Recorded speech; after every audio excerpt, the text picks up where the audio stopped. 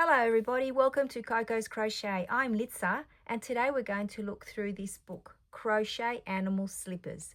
Now I've had this book for a few weeks or maybe a couple of months and I thought it was time I opened it up properly and shared it with you. So let's go through it. Now here it tells us that there are 60 fun and easy patterns for all the family. Now I'm thinking there are quite a few little people that I know that would absolutely love some of these slippers. Now when you open this up, there is a page here and it does have like a template for the different sizes. So I do believe there is another one inside that you can download. So we'll have a look at that properly. So this is a very, very nice book. It is a soft cover book, but it is made out of beautiful paper. It's very shiny and very vibrant colors, which I absolutely love. Now, as you can see here, there is a contents page. And we have all the 60 patterns in here. And we also have a welcome, how to use this book, all about your tools and materials, the size chart, which is very important when you're making footwear, making the slippers themselves, and then it continues all the way through, and then a little bit about the author, additional ideas and some useful information. So let's have a look and see what they have to offer us. But already you can see how cute these are. Now, there is a welcome from the pattern designer, Ira Rott, and it does say that ever since she was a little girl, her mother and her grandmother often spoiled her by making her homemade slippers and socks. So I think that that is wonderful. And she does tell us that whether you're new to crochet or have many years of experience, you can find projects that will suit your skills. Well, that's very reassuring that we could absolutely make at least one project from this book. Now, it does tell us how to use this book, which is very, very handy. It talks about the skill levels. So here you can see there is beginner, easy, and moderate. So 1, 2, and 3 dots. It talks about the sizing and that there are small, medium, and large in both children and adult slippers, which is wonderful. It talks to you about if you're someone that does use a gauge, well done if you do. I must admit that I'm not one of those people, but I'm finding that when it comes to wearables and more than likely possibly slippers and footwear, it must be a must. Talks to you about how to read the patterns and reading the charts. So that's wonderful. It gives you clues on how to use both because they are both available to you. And here it has some top tips. Try an easy level pattern before attempting a moderate design. Well, I think that's a great idea, don't you? Now, this is very important here. It talks to us about the different tools and materials that we'll need, the different types of yarn. And then it also says, as always, stitch markers. You know I'm a big fan and advocate of stitch markers. A tapestry needle, sewing needle and thread, polyester stuffing. It says here, shelf liner with grip. We'll have to work out what that is. Some buttons, and they're for decorating, like for eyes, or you can embroider them on, obviously, if you wish to, or use something different. But they're saying buttons are a good choice. Also some felt. Again, instead of using felt, you could probably crochet those pieces. Some fabric glue if you're using the felt. Straight pins and some sharp scissors. Now over here we have the size chart for both children and adults, and as we said, there's the 3 different sizes for each like adult and child, and it tells you here how to measure the foot, which I think is awesome, which you would think would be very basic, but it's nice to have that in there. So there's the length and the width of the foot. So that's very important to keep that terminology in mind also when you're looking through the patterns. Now here it talks about the different types of slippers, which I really like. So you can make a shoe style, boots, or slides. I'm a big fan of slides, but I imagine little people would probably love the little shoes and booties. It'd be easier for them so they don't slip on and off. But that's just, what I was thinking out loud. It does talk to us about the different hooks, the stitch summary. So basically, if you can do a chain, a slip stitch, single crochet, and this is all in US terminology, single crochet 2 together or a decrease, half double crochet, back post double crochet, front post double crochet, and a join, you've got this. So one step at a time, you'll be able to create these slippers. I'm so looking forward to getting one started. Talks to us about the different yarns that they refer to, and that's really, really good to know as well. And it has a little tip for left-handed crochet. See useful information, left-handed crochet. It must be at the end. Now here we have, it talks to us about the gussets and then the double soles. So there are different ways of, making the base of your slipper. And I just love that they have all this very detailed chart here. And again, what the finished measurements should be. And here it's, I think it must be there's a base pattern for, like, for example, the soles. So, I haven't read through it properly. As you can see, we're going through this together, guys. So eventually when I do make at least one pair of slippers and I show you, I will talk about it in detail. Although some of you may already have this book and we can make them together. I like that it shows us how to join the sole. And I do love, because I have flipped through this book before, that they have very detailed photographs of all the instructions of how to put things together, including where the arrows are and even in which direction you sew. So I absolutely love that. Here it's got some tips with your stitch markers and again, which direction to go when you're assembling the gusset, for example. These are very nice pages. And then we've got the edging, so it talks to you about all of that, like, the ankle cuff, the upper of the slides. This is very, very detailed. And again, you can see here how detailed they are when they show you how to put things together, including, again, point A, point B, where the stitch markers go, etc. Now, this is a downloadable, printable version of the templates, which I think is awesome. And it gives you the children's sizes, small, medium, large, and the same for the adults, which is a really good idea, I think. Now here we go, the fun part. Look at all these slippers here. We're going to go through them all in this book. So the very, very first one is the Snuggly Pug. How adorable is he?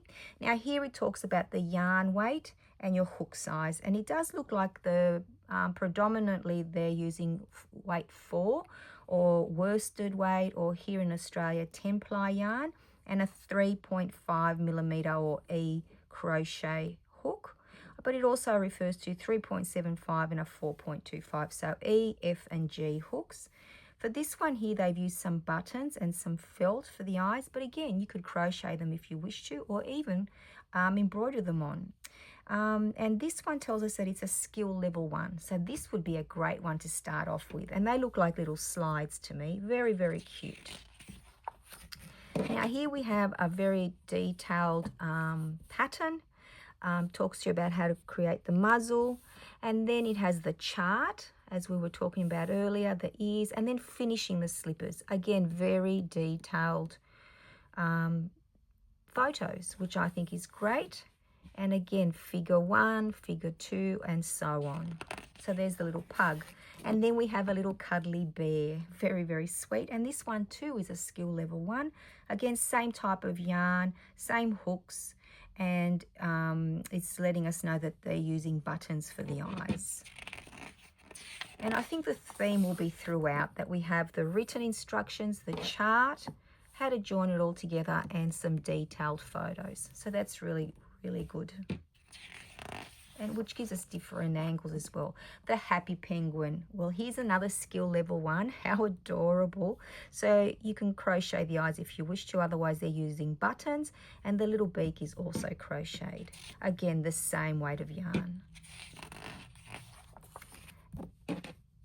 I do like that it continues in the same format, and it does have little tips. Here it says, for example, for a different look, you can omit wings and sew the beak facing it towards the toes. That's really cute. So let's carry on.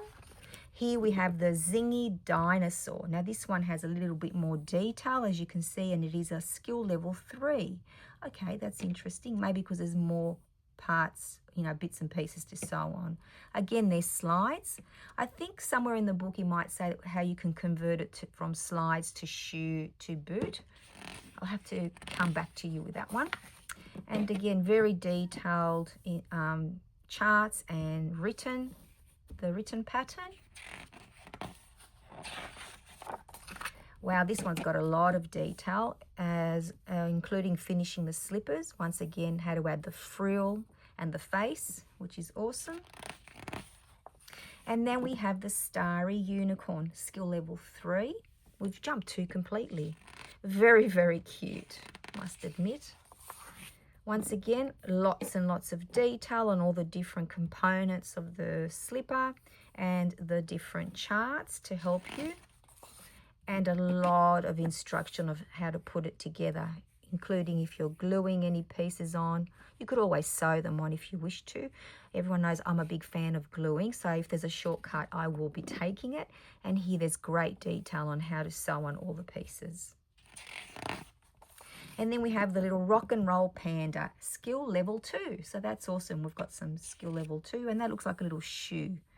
Very, very sweet. Again, the button component and the felt, you could always crochet those on if you wish to, especially if you're making them for a very, very little person. As always, written pattern, charts, and instructions how to put together. And then we have a little sleepy koala, skill level 1. Well, he'd be a cute one to start off with too, wouldn't he? Same detail level of, instruction, which is great. And then we have this mossy sloth, and he's a skill level 1 as well. Very, very sweet. And if you notice here, there are some little beads at the end of the ties. Very, very cute. So I'm guessing if you're giving it to someone a bit older, you could add the beads. If not, you could crochet little pom-pom ends, or something a little bit different like a bauble or a picot stitch. Again, with the great written instructions and chart and how to put it all together. And how cute do they look? Now, they are different color. Yeah, you can see slightly different color, which is great, because remember, this is just a guide. You can, use any colors that you wish. Now, this is a graceful elephant, and it is skill level 2. Very, very nice. Lots of details, once again, in the instruction and how to put it all together. Very cute. And how adorable is the playful pig? And this is a skill level 2. They're little booties. Very, very cute. Once again, they haven't let us down. As you can see, the written pattern and the chart and, how to finish it all together. Very, very nice details. And this is the mischievous raccoon, and it is a skill level 2. Very, very cute. Once again, wow, this is really good. The chart has actually got color coding as well, which will actually help you with the face even better. That's great that they've thought of that. Again, with the finishing, the slippers, very detailed with the photos, and there's your little finished slippers there. Very, very sweet. Then we have a little cheeky monkey, and that's skill level 2. Once again, very good detail, and I absolutely love, and I keep repeating it, but I love that they have the photos. And then we have a woolly sheep, and this is a skill level 3. I wonder if it's because of the loopy loops here. I've never done that stitch, but it would be interesting to give it a go. Lots of great detail. Once again, great chart, great written pattern. And then we have, oh wow, this continues with our little sheep. So more instruction, because there is the hair component. We said that was going to be a little bit tricky for some of us. I'm talking about me. But there is great detail in how to put it all together. And then we have a little turtle. Oh my goodness, how adorable is that? Now the sandy turtle is a skill level 3. Wow, look at that little motif or embellishment of the little turtle. Very, very cute. And very detailed chart here how to crochet the little turtle. There it is in different colors, and because it is only sewing on the little motif onto the slipper, you don't need much for the finishing. Very, very nice. And then we have a sassy cat. How adorable is that, right? Now let's see if I trying to get the light off there, guys, but unfortunately I can't move it right now. I hope that's not bothering you too much, that streak. So this is a little skill level 1. Very, very cute. Once again, great detail written and charts for the pattern and how to put it all together. Now there is a bit of sewing involved with these slippers, obviously, and if you're not a big fan of sewing, which believe me, I'm not, I think it's still worth, you know, considering putting some of these together and seeing how you go, because the end result is really, really sweet. So the hippie llama, I love this, I love the colors, and of course you can, you know, put any colors there that you prefer, obviously. Now skill level 1, so that's a good one to start off with as well. Little button eyes, but again we can change that up. Beautiful detail how to put it all together. Wow, lots of photos there, absolutely love it. And then we have the brave moose. Well, look at that face. Doesn't he look so sweet with that crooked smile over there? So skill level 2. Lots and lots of detail as always, which I think is brilliant. The Artful Fox, skill level 2. Look at those little sleepy eyes. Once again, as you can see, we continue with the written and chart and diagrams. Very, very good. And then we have a friendly little cow, skill level 2. So adorable. You could change the colouring to obviously suit your favourite cow. Lots and lots of detail there, which is great. So they're not trying to skimp on, you know, the pattern or the charts. The roaring lion, some more of those loops, and this is a skill level 3. Oh, maybe because it's a boot. I wonder if that's why. And here we are with all the very detailed instructions or pattern, chart. And then we have some a bonus pattern, and this one here is skill level 1. And what is it? It's a little doggy. Oh, very, very cute. Oh, he's adorable. Could even start off with that one. And then it's got some additional ideas. You can mix and match your patterns, which I think is a brilliant idea. You can make a uni-cat, so unicorn and a cat together. The wise owl, that's a nice one. Then it tells us some useful information, which is converting the written stitch, or like slip stitch, and what it looks like on the chart, the symbol. So that's really, really good. And it's got it in both US and UK terminology. I think that's brilliant. All the abbreviations as well for the symbols in the book, which is such a good reference. And then he's got some crochet techniques, including invisible decrease, raw edge finishing, joining rounds. Then we've got some short rows and weaving in yarn ends, and care instructions. It says here, your slippers will last longer and will keep their shape if they are washed by hand. If you prefer using a washing machine, be sure to read the care instructions on the labels. I think I would be hand washing these slippers. After all that work, you wouldn't want them to fall apart. It's got great sewing techniques, including a back stitch, cross stitch, running stitch, whip stitch, and the different shapes. So how to make smiley eyes, Y-shaped nose, sleepy eyes, and T-shaped nose. That is so cool. And even how to sew a button.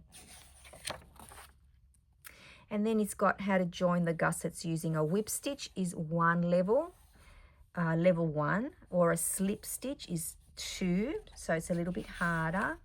And then the mattress stitch is 3, level 3. And here it's got a little bit about left-handed crochet. So if you're a left-hander, it does have a little bit of information to help you. Not very much, unfortunately, but at least it's a start. And then he just talks to us about the author, the thanks, the suppliers being a US book, Burnout Super Saver Value Yarn, Red Heart Super Saver, and some general yarn, and then there's stuffing buttons and shelf liner, which I'm yet to find out what it is, so I'm going to have to look into that.